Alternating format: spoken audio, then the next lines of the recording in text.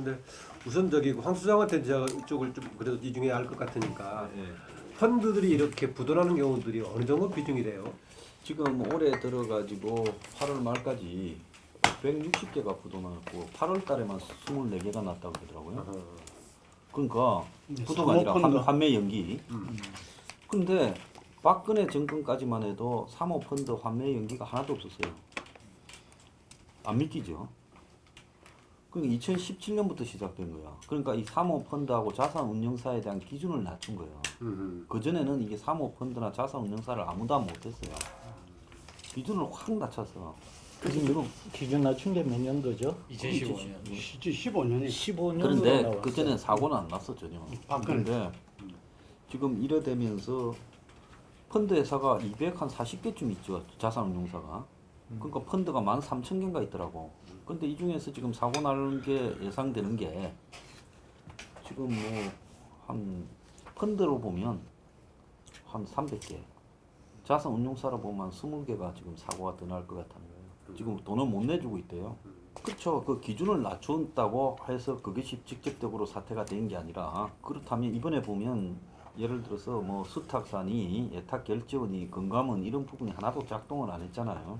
제가 왜 이제 그랬냐면 이런 저 지금 라임 옵티머스 같은 경우가 여러 가지 그 사고가 나는 것 중에 하나인지 아니면은 뭔가 정치적인 의혹 같은 게 있기 때문에 쉽게 이런 사태까지 간 건지 제가 이 전제가 좀 다를 것 같아서 일반적으로 어떤 경향인가 한번 질문 드렸습니다. 뭐 이거 진행 과정 전반적으로는 우리가 뭐 다루기도 어려울 뿐만 아니라 다룰 사항은 아닌 것 같고요. 정치적인 논란이 되고 있는 것은 한 두세 군데 대목이 되는 거죠. 우선 그 강기정 수석 논란에다가 또 그쪽 행정관 출신 문제가 있고 문서에 이스람 트러블 얘기가 나오고 하고 있고요. 그 다음에 역으로 나왔던 그 라임 관련해서 그 검사들하고 술 먹고 향후 어쨌다고 얘기하는 게 오늘 아침 보도에 그 4명 윤석열 총장이 임명했던 사람들이 끼어 있다라고 했는데 아까 국감에서 보니까 그 중에 한 명도 안 들어 있다고 윤석열이 확인을 해주던데 하여튼 정치적으로 몇 개 관련된 대목을 중심으로 얘기를 해보죠.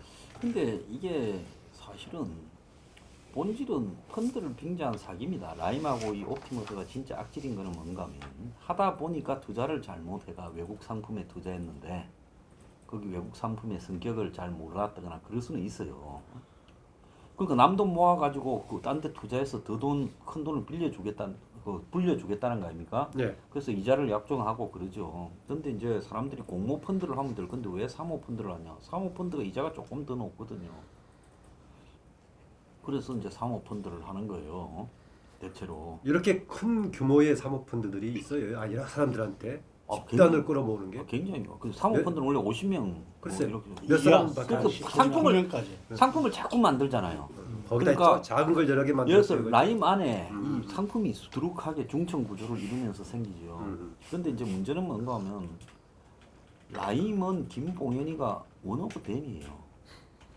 거기에 그 누구야 장동근이 매니저 했다라는 이인광이 걔가 에스모라는 회사 걔가 얘는 지금 해먹은 게 라임에 5, 600억 수준이고 김봉현이는 라임 펀드를 갖고 와서 그 돈으로 해먹은 게 라임이라는 요게 있으면 근데 원종준이가 사장이고 이종필이가 부사장인데 사장 부사장이 존재감이 없잖아요.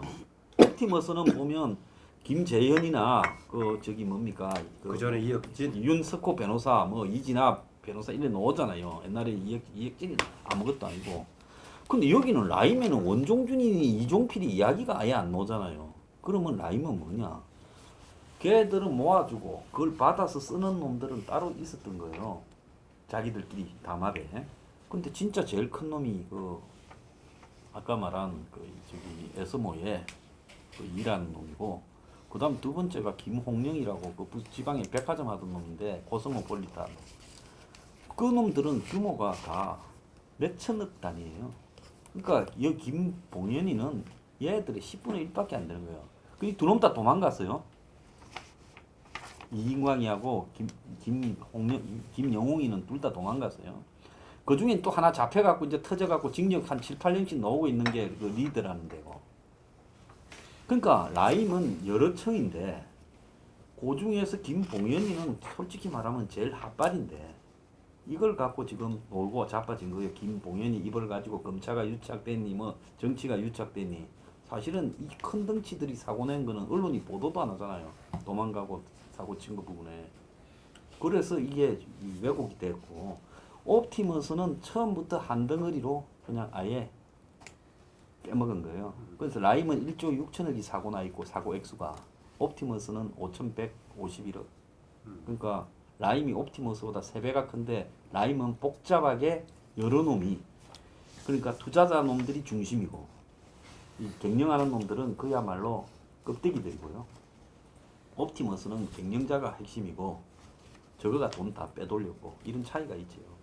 지금 야당에서 특검하는 것은 지금 어느 쪽의 의혹이 가능성이 있다고 보는 거예요? 권력형 그러니까 게이트라는 거죠. 게이트라는 건데 그 전에 그러니까 지금 우리 황 소장 말씀하신 거에 제가 아는 거하고 좀 다른 부분은 일단 이 지금 사모펀드 이 지금 이렇게 큰 문제가 되는 결정적인 이유 중에 하나는 2015년은 창조 경제한다고 해서 네. 사모펀드에 대한 규제 자체를 확 푸는 겁니다. 그러니까 지금 금융 산업이 상당히 고부가 가치를 만들 수 있는 서비스 산업이니까 그걸 해야 된다.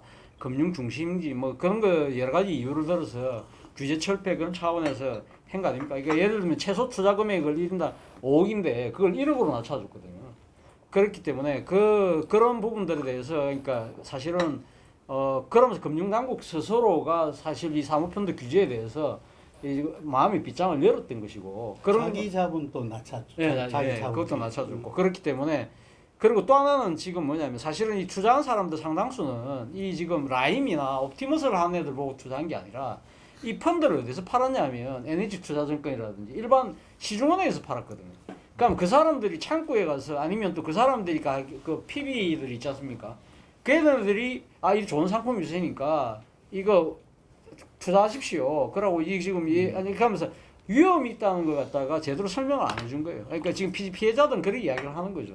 그래서 라임 같은 경우는 지금 이 중개해줬던 그러니까 이 펀드를 팔았던 회사들한테 지금 소송 진행 중에 그러니까 다 물어줘라 이래 된 거예요. 다 물어줘라니까 지금 이게 지금 판매 회사들은 지금 누르니까 할 수 없이 주긴 주는데 문제는 주고 나면 이제 이걸 갖다가 이제 옵티머스나 라임한테 또 구상권 청구하겠죠. 근데 그거는 거의 받기 힘들다 생각하면 그러면 은행 입장에서는 그거 갖고 대손 충당하고 넘어가야 되는 문제인데 은행 입장에서는 사실은 뭐 이 그 시중은행 같은 경우 조 단위로 뭐 1조씩 이렇게 이익을 남기니까 대손 충당하고 넘어가면 돼요. 넘어가면 되는데 문제는 지금 상당수의 사람들이 이 NH나 시중은행들 판매사의 말만 믿고 들어가서 투자한 측면이 분명히 있기 때문에 그러니까 상당수의 그 투자들이 들 경우는 이 지금 옵티머스 라임 하는 애들을 그 실체를 모르고 들어갔다는 거예요.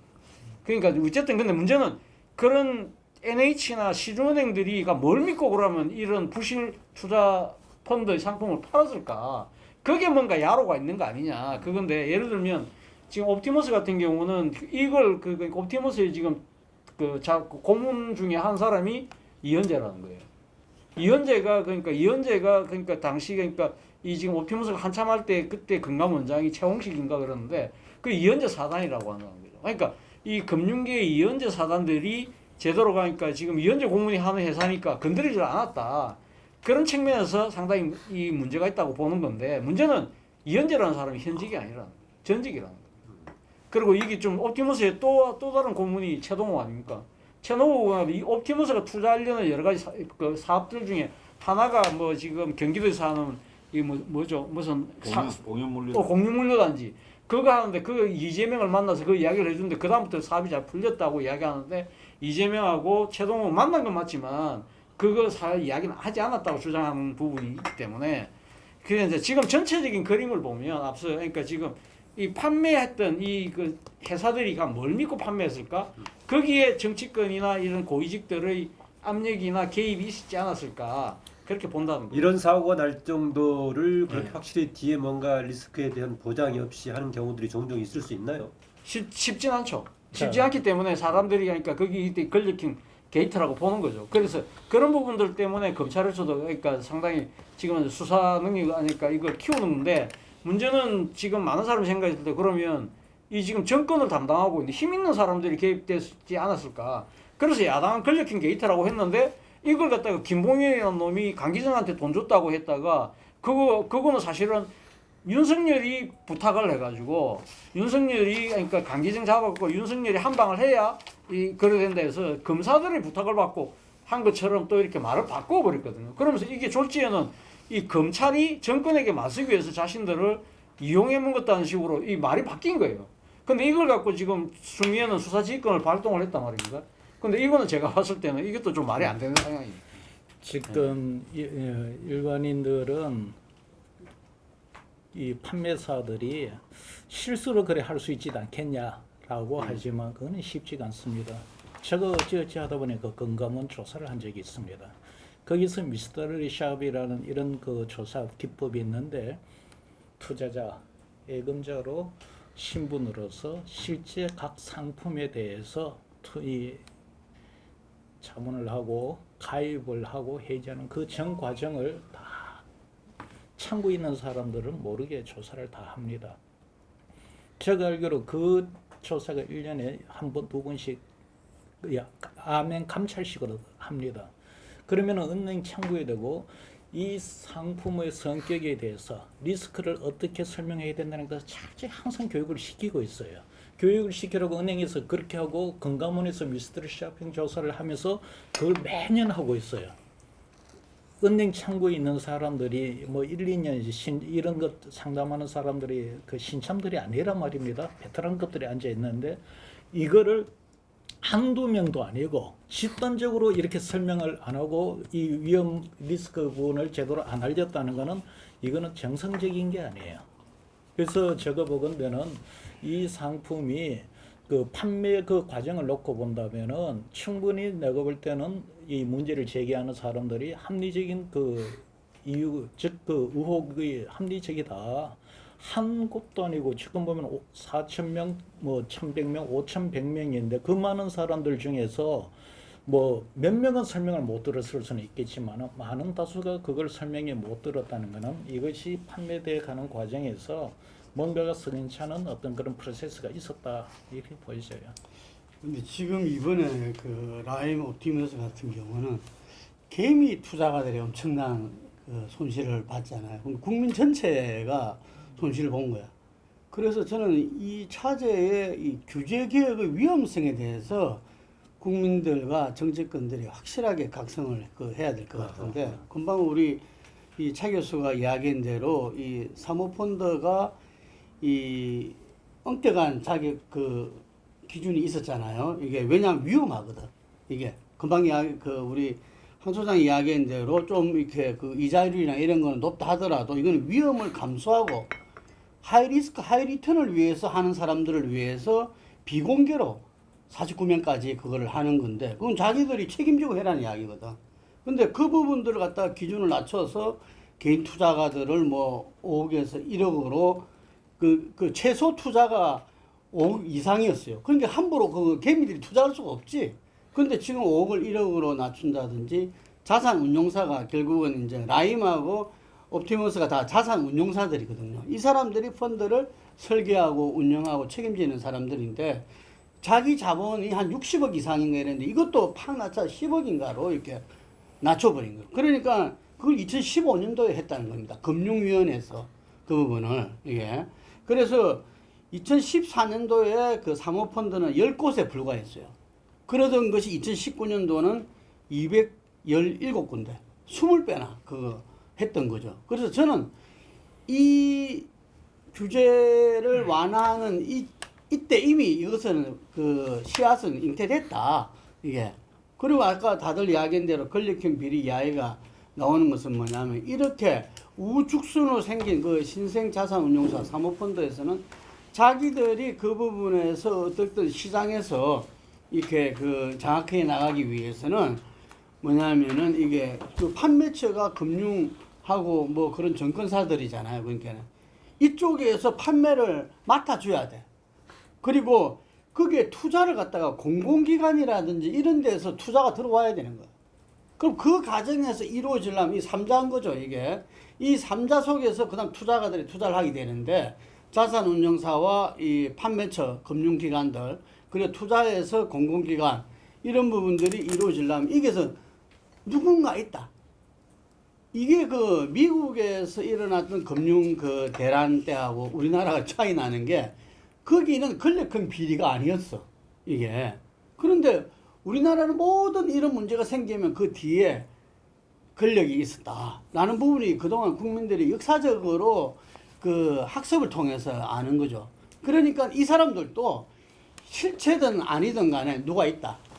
이 이야기가 거기에서 처음에는 루머처럼 돌다가 확인도 하고 아까 이 이야기한 대로 그런 대형 정권사에서 뭐 이런 부분들 하고 금융사에서 그걸 뭐 하고 이러니까 이게 다 뭐 나라에서 하는 모양이다. 이게 보정이 되는 모양이다. 이렇게 생각을 하고들 다들 한 거죠. 이게.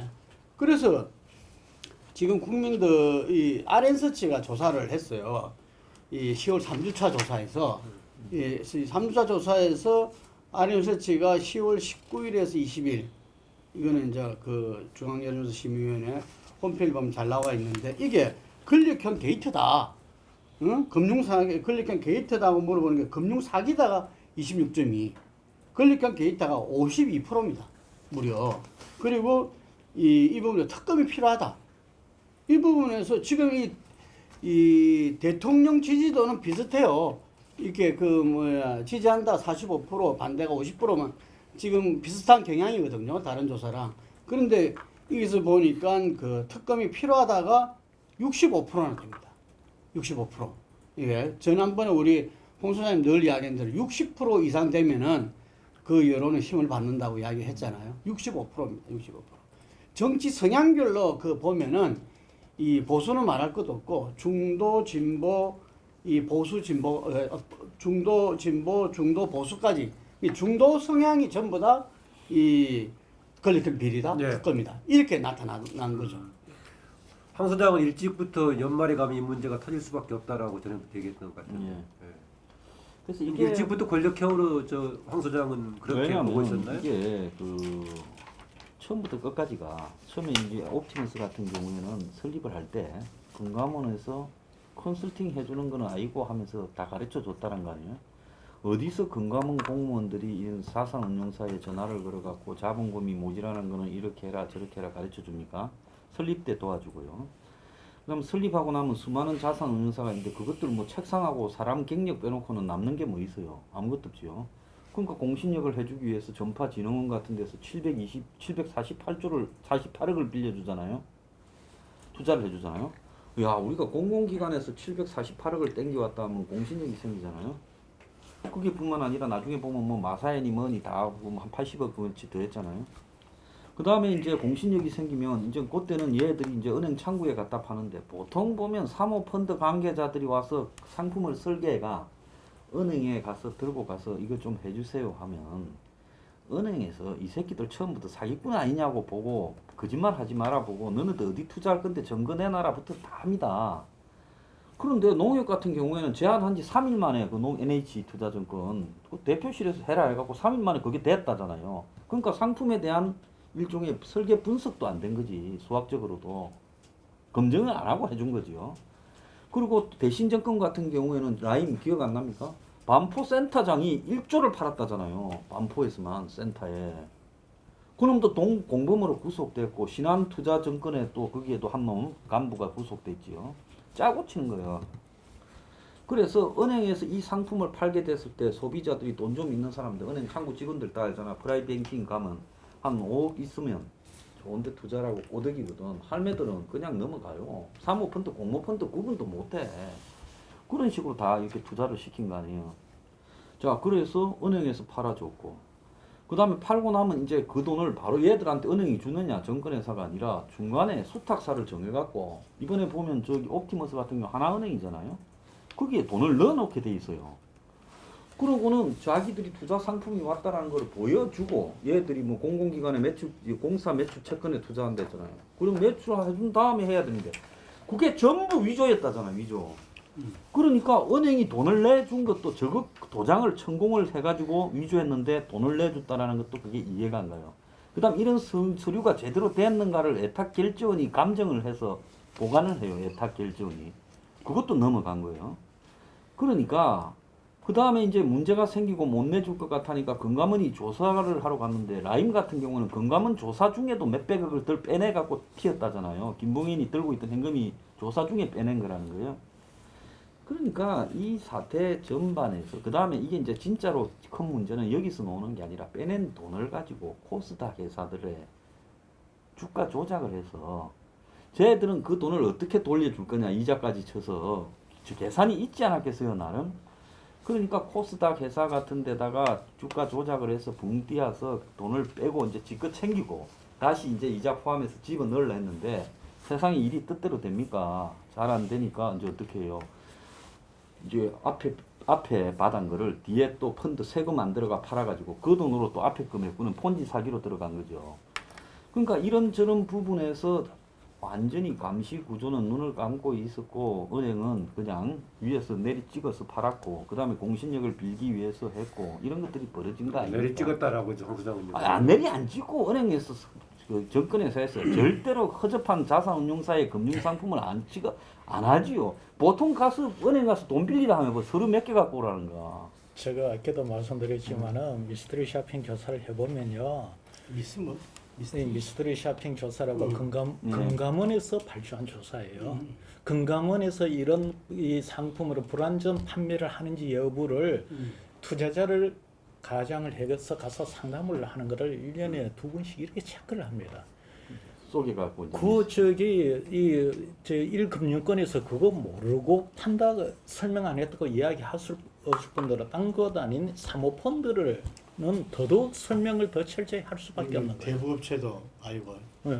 그러니까 공모펀드면은 뭐 그거는 그래도 조금 낫다 칩시다. 이거 사모펀드를 파는데 나는 이거를 금융권에도 그 제1금융권에 사모펀드를 팔았다는 것 자체가 나는 이해가 잘 안 가요. 네. 아니 근데 저는 뭐 그 여러 가지 의혹들이 있지만 그러나 지금 이 현 단계에서 지금 권력형 게이트라고 단정짓기는 저는 좀 무리가 있다고 봅니다. 왜냐하면 이 첫 번째 그 지금 그 김봉현이죠. 김봉현이 강기정한테 뭐또 이거 돈 줬다.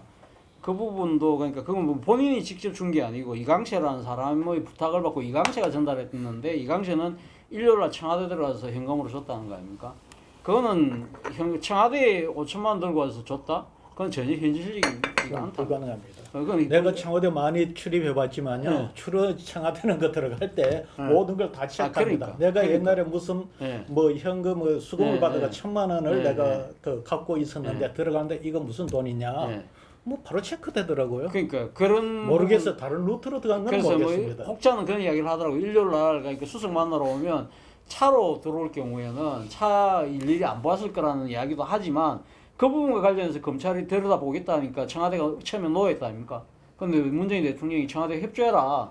그래 이야기를 했거든요. 그건 아마 곧 밝혀질 거예요. 그렇기 때문에 김봉현 그러니까 강기정 부분 이거는 제가 생각했을 때는 뭐 다른 데서 줬다고 한다면 저는 상당히 좀 신빙성이 있을 수 있지만 청와대에 가서 줬다 그거는 제가 생각에 말이 안 된다고 생각한 거고 그리고 지금 관계된 사람들 아까 뭐 여러 가지 권력적인 차원에서의 그 조직적인 뭐 힘의 행사가 있었다 그게 과연 가능할 수 있는 체제인가 저는 거기에 대해서 사실 좀 의문을 갖고 있어요. 예를 들면 지금 그러니까 이 금감원에서 돌아가는 여러 가지 그러니까 이 감시의 문제 있는 부분들은 이번에 구속된 친구 청와대 행정관 전 행정관 이게 금감원에서 파견된 친구인데 그 친구가 사실 다 사바사바에서 해줬다는 거 아닙니까? 그러니까 실무적 단위에서 그 친구가 상당히 도움을 준 것 같아요. 그리고 김한석이라고 개그맨이 그 투자할 때 이 봐주는 사람이라고 하면서 걔네들이 제시했던 명함이 이 그 행정관 이 금감원 파견 친구거든요. 네.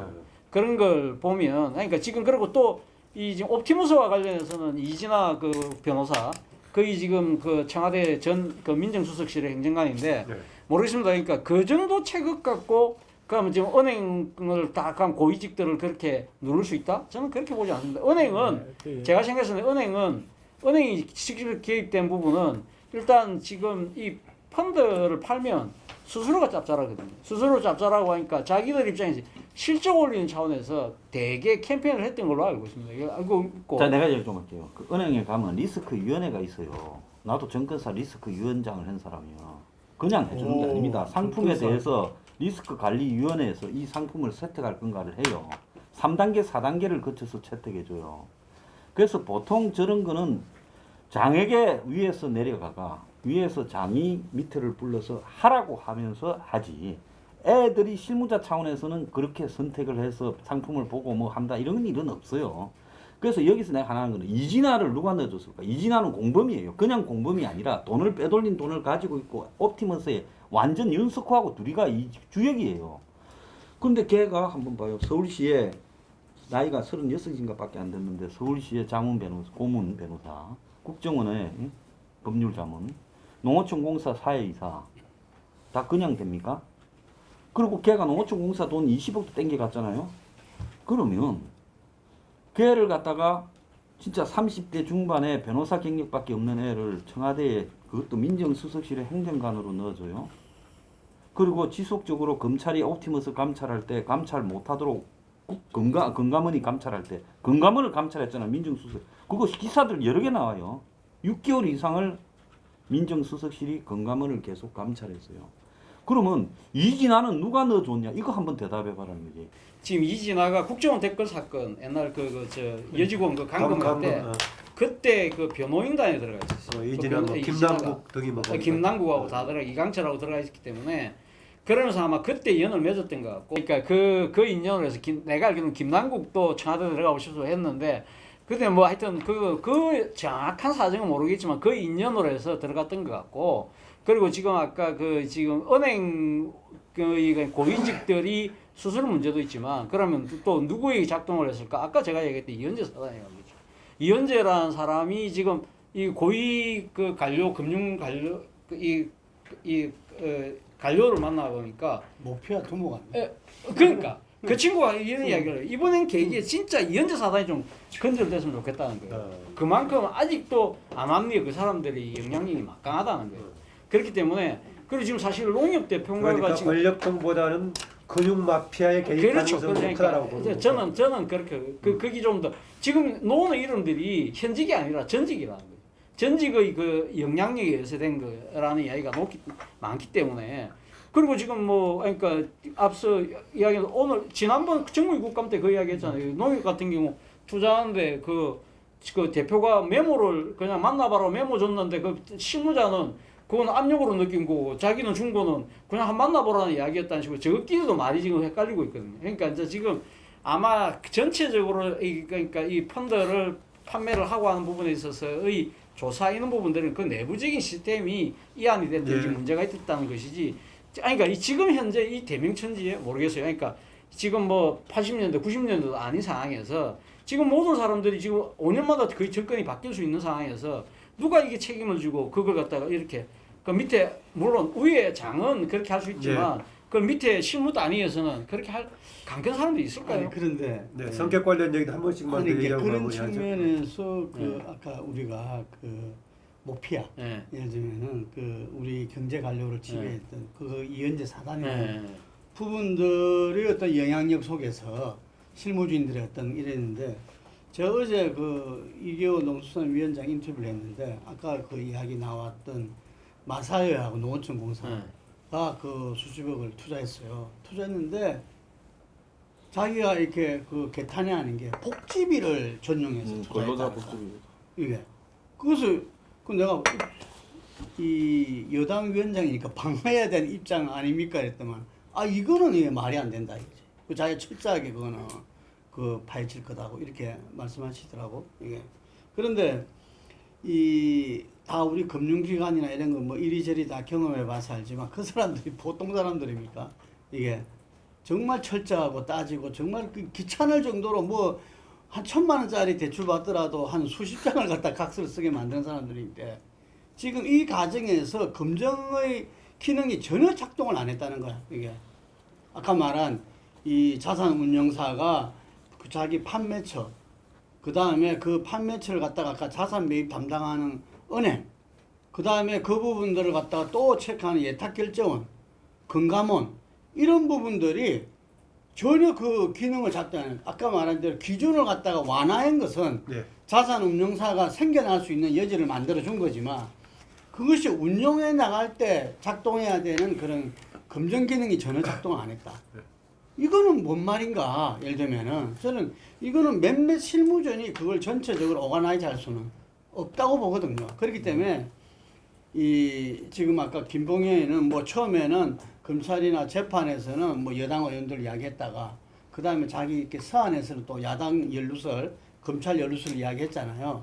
그래서 지금 이제 이럴 때 쓰라고 제가 생각할 때는 특검 만든 거 아니냐. 그래서 저는 이 뭐 권력형 비리냐 아니냐 지금 단정할 수는 없죠. 예, 없는 상황이지만 이게 어쨌든 또 이 국민적인 지금 이게 아까 말한 대로 개미 투자라서 지금 이제 피해자가 전 국민한테 퍼져 있기 때문에 이 문제는 정리를 하고 하지 않으면 안 된다. 근데 일방의 정리로는 아마 이해하기 어려울 것이다. 넘어가기 어렵다. 그래서 특검으로 가야 된다. 어디 그나마 여당에서도 일부 수용하는 것 같아요. 어때요? 특검론은?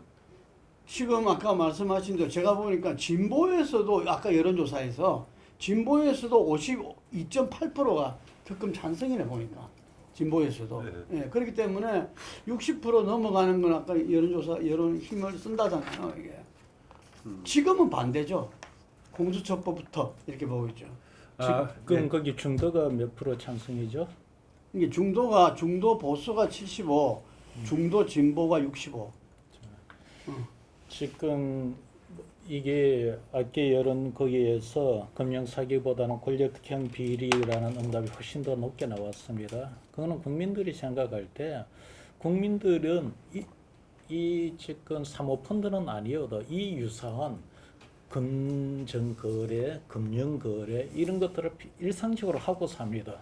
뭐 은행거래 그것뿐만 아니고 예를 들어 자산과 관련된 거는 집 계약, 이 전세 계약 이런 것들을 하면서 그 조그마한 자기 개인들 간에 이루어지는 거래도 어떻게 이루어지는지에 대해서 아주 잘 알고 있고 하다못해 은행에서 대출을 한 번 받으려고 해도 필요 서류가 얼마나 10장씩 개씩 넘는 그런 서류들을 첨부해가 대출을 받습니다. 결국 무슨 얘기하면은 자기네들이 사적인 거래, 금융 거래에서도 그렇게 철저하게 이루어지는 금융 시스템이 이렇게 작동이 안 됐다는 것은 상식적으로 납득이 안 갑니다. 지금 저기에도 그 중도층이 진보보다도 또는 보수보다도 더 지금 여기 비판적인 의견이 나오는데 좀 이따 제가 말씀드리겠지만 대통령 지지율도 마찬가지예요. 보면은 오늘 저희들 조사에서는 대통령 지지율이 중도에서 제일 낮게 나옵니다. 뭐냐면은 이 문제는 제일 이해관계 관심이 큰 층들이 아까 개미 투자자라는데 개미 투자자가 아니고 정확하면 중도층들이에요. 중산층들. 이 문제를 어거지로 뭉개고 넘어가면은 현 정부의 중도층 아마 그 이탈이 발생할 수 있는 사건. 근데 당장은 이렇게 결정적인 조사에서 영향을 안 미치죠. 지금은 아직은 이 여론이라는 게 한 사건으로 그냥 단박에 그 여론이 그냥 이렇게 무너지는데 이것이 나중에 이런 사건이 누적이 되면은 나중에 정권 말에 가면은 큰 부담이 되죠. 그래서 지금 이미 아까도 얘기했지만은 사실 대통령 지지율을 물었는데 보수보다도 중도가 더 비판적으로 나온다는 건 일정 부분 중도층에 영향을 미치고 있다고 봐야겠죠. 네. 아니 그 지금 뭐 몇 분들이 그런 말씀하시는데 은행이 얼마나 까다롭게 심사를 하는데 이런 말씀들 하시잖아요. 근데 지금 은행이 자신의 돈을 빌려주는 건 아니거든요. 이거는 자신들은 중도에서 지금 판매를 하는 겁니다. 자기들은 그러니까 지금 쉽게 말해서 결국 이 투자에 대한 리스크의 책임은 누가 지느냐면 투자자 본인이 지도록. 그러니까 거기 펀드 지금 그러니까 앞서 이야기했던 대로 지금 펀드 판매사한테 지금 금융위가 지금 지금 다 너가 줘라. 아마 제 생각에 지금은 말을 안 하고 있지만 이 사람들은 입장에서는 아마 지금 일종의 간치금융이라고 해서 아마 소송을 제기할 겁니다. 소송을 제기해서 자신들의 책임이 없다는 식으로 이야기할 건데 제가 드리고 싶은 이야기는 뭐냐면 은행의 입장에서는 그러니까 이 지금 판매 수수료라는 그게 더 큰 떡이 보였던 거죠. 그러니까 그리고 자기들 돈이 지금 나가는 것이 아니고 이게 서서 펑크가 난다 하더라도 투자자들의 문제라고 생각을 하는 거고 그리고 예를 들면 옵티머스 같은 경우에 지금 그러니까 이 매출 채권에다가 투자하겠다. 그러한 그 자체를 보면 그건 누구나 탐이 나는 상품이거든요. 그러니까 네. 그런 부분들에 대해서 물론 꼼꼼하게 심사를 해야 되지만 그거는 자신들이 대출할 때의 그런 엄격함하고는 다르다는 거죠. 이 관련해서 추미애 장관의 수사지휘권 발동을 그동안에 해왔던 윤석열 총장과의 힘겨루기 차원의 한정된 것일까 아니면 이번 사건하고 직접 연관이 있다고 보세요? 어떻게 보세요? 일종의 저는 뭐 국민 전화이라고 봅니다. 어. 솔직히 국민 전화. 그러니까 제가 아까 권력형 게이트라고 단정짓기 어렵다고 제가 이야기했지만 그거는 야당이 그런 프레임 짜는 건 상당히 저는 위험할 수 있다고 보는 거고 마찬가지로 지금 추미애가 지금 수사지휘권 발동한 거는 결국 일종의 금피 유착이라는 거 아닙니까? 그러니까 옛날 검찰하고 언론이 유착한 거하고 그 표현을 그대로 빌리면 검찰하고 피고인하고 유착이 그런데 왜 국면을 왜 전환시키려고 할까요? 아니 그러니까 지금 이 부분에 대해서 사실 지금 그러니까 뭐 장기정한테 줬다 했는데 지금 김봉인이라는 친구가 이렇게 입장을 바꾸고 하니까 지금 사실 어떻게 보면 검찰 개혁이라는 측면에서 보면 검사들이 기존의 행태 그대로 하고 있다. 그렇기 때문에 지금 공수처가 사실 아직까지 발족도 못 하고 있지 않습니까? 그런 부분들에서 일종의 공수처가 1호 사건으로 해서 이걸 하자. 그걸 하나의 그것도 만들 수 있는 것이고 그렇기 때문에 저는 사실은 이 지금 추미애가 이게 수사지휘권에 한 것 자체가도 어떻게 보면 여건이 금피 유착 프레임을 만들고 있다는 생각이 들어요. 그러니까 이건 지금 너무 가했다고 생각하는 게 예를 들면 윤석열 이름이 거명됐다고 해서 그것도 누가 얘기했어? 피의자가 이야기했는데 그거 저가 하루 감찰과 1박 2일인가 뭐 조사를 해가지고 향받은 것 같다. 야당 인사 수사 미기적거렸다. 그리고 뭐 그것 때문에 지금 그러니까 이 수사지휘권 발동한 거 아닙니까? 수사지휘권 발동했는데 이런 식의 수사지휘권 발동이라고 하면 앞으로 주요 사건에 간 피의자가 그러면 그냥 검찰총장 이름만 대면 가면 다 검찰총장 지휘권을 무력화시킨다? 그건 말이 안 된다는 생각이 드는 거예요, 저는. 예. 그리고 두 번째는 이 수사지휘권은 양날의 칼이 될 수 있다는 겁니다. 그러니까 예를 들면 이 위임되어 있는 검찰 권력에 대한 민주적 통제의 방식으로서는 수사지휘권이 분명히 필요하죠. 그러니까 선출된 권력이 민주적 통제를 하기 위해서는 필요하지만 이런 식으로 그러니까 지금 거의 70년 동안 그 바로 이전 정권까지 딱 한 번밖에 작동 안 됐던 네. 수사지휘권을 이번 정권 들어와서 지금 벌써 지금 3번, 뭐 어떤 데는 3번이라고 어떤 데는 2번이라고 하지만 이런 식으로 수사지휘권을 남발하는 듯한 모습을 보이면 결국 검찰개혁의 그 실체는 뭐냐? 검찰을 정권의 예. 파수견으로 만드는 것밖에 더 되느냐는 식의 그러니까 국민들 오해를 불러일으킬 수밖에 없다는 것이죠. 그리고 네. 세 번째는 제가 생각했을 때는 이번에 가면 수사지휘권 발동하면 좋다 이거죠. 그러니까 뭐 가면 윤 총장 그러니까 내가 수사 손 떼라 하면 똑같이 가면 이성민한테도 손 떼라고 해야죠. 이성명하고 서울 남부지검에서 했던 수사 자체가 잘못됐다고 한다면 그 수사 지휘 라인을 바꿔야죠. 그것도 그러면 예를 들면 남부지검장은 지금 사의 표명을 그러니까 지금은 했습니다만 어쨌든 특임 검사를 임명하든지 특별수사본부를 만들든지 뭐 검찰 법무부가 특검하자고 할 수는 없으니까 그러면 별도의 수사 체계를 만들어야 이게 말이 맞는 거지. 이런 식으로 가는 것도 저는 이것도 말이 안 된다 생각해요. 네, 오늘 그 대검 국감에서 윤석열은 총장은 장관의 부하가 아니다 이런 표현을 해가면서 상당히 긴 시간 최근의 수사지휘 발동에 대해서 부당 또는 위법의 소지까지 있다라고까지 얘기하던데. 예. 저는 오늘 윤석열 총장이 하는 걸 보고 이 사람도 소극적인 의미에 제가 볼 때 가장 저항한다고 하지만 결국은 지금 본질은 금융 사기꾼들이 돈 빼먹은 거 아니에요? 돈이 적은 뺨이 사고 낸 돈이 2조예요. 라임 옵티머스 2개. 그러면 이게 본질인데 여기에 집중을 해야 되는데 그 사기꾼이 뭐라 했다고 뭐 검찰이 했냐 안 했냐 하는 추미애와의 논란. 저는 윤석열이 오늘 이 펀드 사기의 본질에 대해서 앞에서 이야기를 했어야 되는데 저런 식으로 이야기하고 빠지는 부분은요.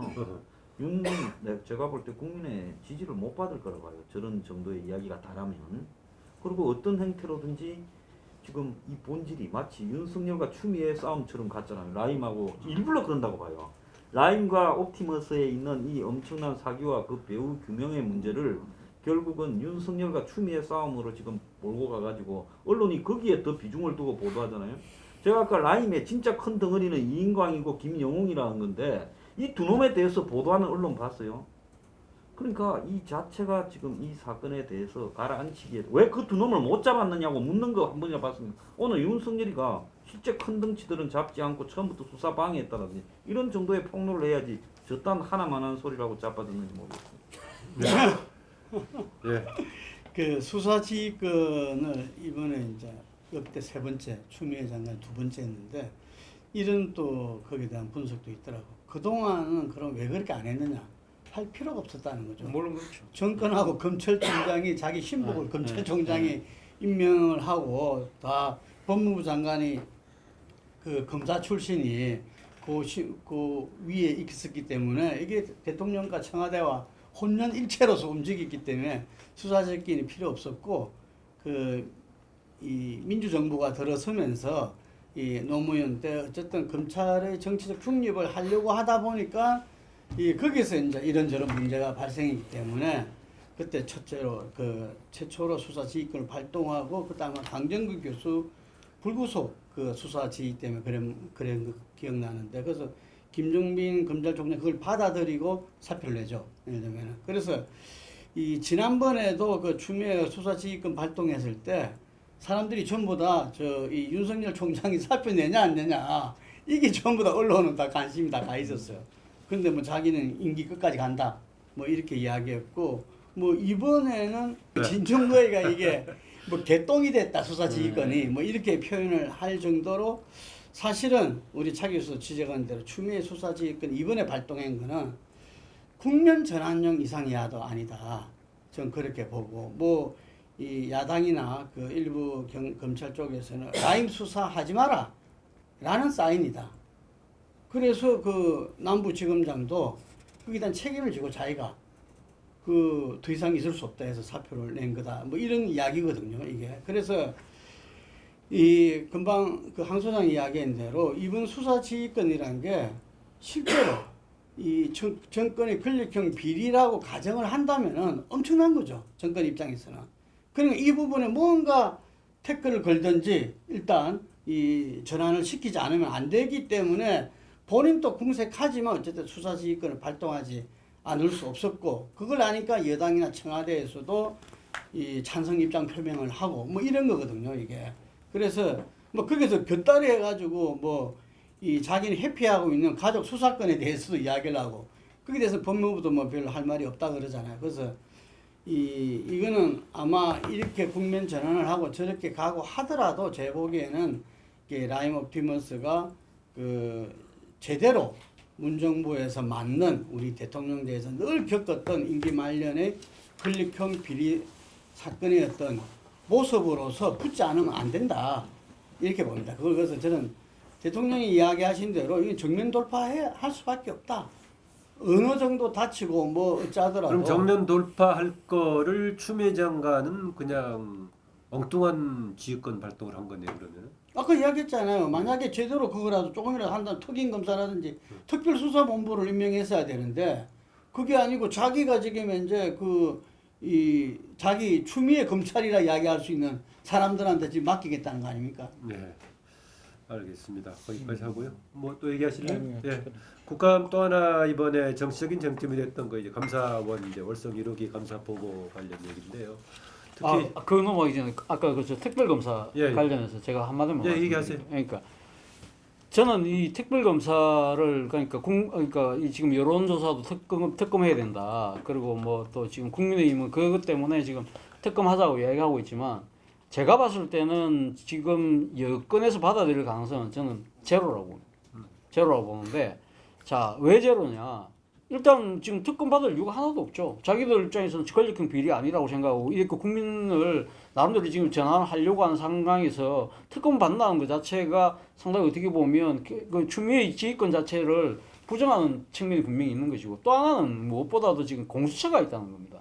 공수처를 만들 때 공수처가 상설특검이라는 거 아닙니까? 상설특검으로 해서 그러니까 지금 고위공직자들에 대한 비리를 조사하겠다는 것인데 그걸 만들어 놓은 상황에서 특검을 받겠다는 건 이건 완전히 상황이 다른 거고 옛날에는 이 지금 공수처가 없던 상황하고 지금 공수처가 지금 출범을 안 했다 뿐이지 공수처는 지금 법적으로는 살아있는 기관이지 않습니까? 이 상황에서 특검을 받으면 자신들이 지금 공수처를 했던 것 자체가 다 날아간다는 거예요. 그렇기 때문에 어떤 식으로든 이번에 국감 끝나고 나면 지금 그러니까 야당의 비토권을 바꿔서라도 지금 이 공수처 출범시키겠다는 거 아닙니까? 그런 상황이라고 한다면 저는 야당이 국민의힘이 좀 정치적 역발상을 할 필요가 있다고 생각해요. 그러니까 자신들이 지금 주장의 추천권을 갖고 비토권을 행사할 수 있잖아요. 그러면 자기 입맛이 안 맞는 사람이지만 그래도 좀 더 중립적이고 객관적인 사람을 공수처장으로 만들 수 있다는 것이죠. 지금 사실 특검을 한다 하더라도 어차피 배수를 추천해서 대통령이 한 명을 낙점을 하는 형태잖아요. 그렇다고 한다면 어차피 그 사람도 네. 야당의 입맛이 맞는 사람은 아니거든. 그러면 공수처장을 그럼 좋다 이참에 가면 우리가 출처권 행사해서 그러면 진짜 딱 여당 입맛에 되는 사람 무조건 반대고 그럼 국민들이 봤을 때 아, 저 정도는 되겠다 싶은 사람을 앉히고 그 사람한테 지금 1호 사건을 이걸 해라. 그래 해갖고 만약에 그게 제대로 해가지고 권력형 비리를 밝혀내면 국민의힘 입장에서는 전국 주도권을 지는 것이고 만약에 그것이 아니고 진짜 쌈 싸먹기 가면 봐라 이거 공처 이거 이 정권의 도구밖에 되느냐 꼭 공격할 수 있는 꽃노릇패인데 네. 저는 왜 이걸 안 하는지 모르겠어요. 예, 지금 특검 관련 얘기를 아까 네, 김동구 네. 대표 등은 근데 여론이 여기서- 높기 때문에 그러면 갈 수밖에 없다라고 하는데 지금 그런데- 전략적으로도 해당 안 된다는 얘기죠. 근데 예. 특검이 우리 차 교수 알다시피 처음 제기해가지고 예. 특검이 합의된 적 있어요? 없어요. 예. 이게 그런데 해야 될 특검은 이 우리 홍 소장이 널리 아닌데 60%를 넘어서면서 점차 그 부분들이 국정에 정말 그 힘이 돼가지고 여야 모두가 그걸 받을 수 없게 되는 과정을 겪었거든요. 그래서 저는 이 특검에 국민의힘은 아마 이 목숨 걸 겁니다. 이게 그 지금 뭐 장애 투쟁 안 하고 원내에서만 하고 달라진 모습을 보인다 그러는데 이 지금 라임 옵티머스 건에서는 제가 볼 때는 올인할 겁니다. 올인하고 목숨 걸고 할 것이고 그래서 이 부분에 대해서 이 정권과 여당 쪽에서도 이 뭐 가장 그거 한 건 제가 할 때는 공수처 운영시키면서 특검 그 시간도 거의 비슷하다 그러더라고 어쨌든 그런 식으로 뭔가 정치적인 그거를 할 수밖에 없고 그리고 우리 권력이 역대 대통령들이 마지막에는 결국 맞으면 맞고 넘어갔지 않습니까? 평가해 봅니다. 왜 맞게 돼 있다는 얘기를. 저는요 특검을 주장하는 거는 뭐 야당이 당연한데 쉽사리 단기적으로 잘 되지는 않겠지만 그걸 공수처하고 연계 지금 국민의 진당은 무조건 나는 짐이라 부릅니다. 짐이라고 부르거든요. 무조건 저걸 공수처는 거부해야죠. 부정적인 부분은 무조건 거부하고 거기에 안 담가야지. 그거를 갖다가 지금 어떻게 해서 저게 오게 됐는데 그거를 특검하고 바꾼다고 이야기해요. 난 그 계약부터가 잘못됐다고 봅니다. 그리고 특검은 이번에 저 옵티머스나 라임 두 개로는 어려울 거고요. 근데 지금 차례대로 대기하고 있어요. 터질라는 게. 이 권력이 다른 거는 손으로 써가지고 막아서 스피노프해서 돌려서 진압하고 가능하지만 돈 터지는 거는 막을 방법이 없잖아요. 차례대로 아마 몇 개 더 터지면 이제 총체적 수습 불능으로 저는 갈 거라고 봐요. 그럴 여지가 있다고 보세요. 지금 대기하고 있는 게 수두룩하다니까. 환매 중단이 됐는데 환매 중단이 됐다는 건 내줄 돈이 없다라는 거 아니겠어요? 근데 내줄 돈이 없는 게 어디서 나오겠어요? 생각을 한번 해봐요. 이게 대기하고 있는 게 사모펀드? 수도 없이 많아. 사모펀드. 몇조 돼요. 몇조 돼. 167건데. 네, 그 엄청나요. 10조가 된다는 이야기도 있어요. 더 넘는다는 이야기도 있고. 그래서 지금 대기를 하고 있기 때문에 차례대로 터지면 아마 그때는 이게 이제 관리 능력에 한계가 올 거다. 이렇게 저는 봅니다. 네. 그러면서 이게 뭐 특검으로 가든지 이렇게 국민 분노가 더 터지겠지요.